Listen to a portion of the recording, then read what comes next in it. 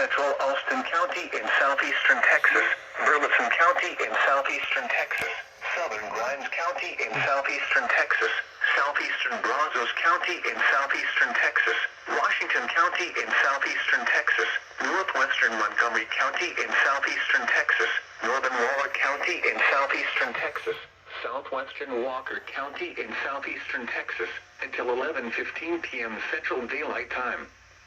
At 10:37 p.m. Central Daylight Time, severe thunderstorms were located along a line extending from 8 miles north of Montgomery to near Washington to near Dime Box, moving southeast at 50 miles per hour.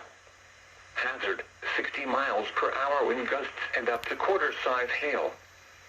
Source, radar indicated. Impact, hail damage to vehicles is possible. Expect wind damage to roofs, siding, and trees.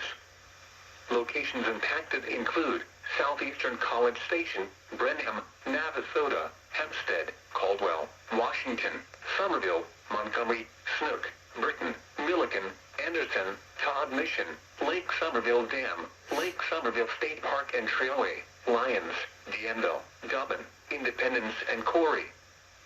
For your protection, move to an interior room on the lowest floor of a building.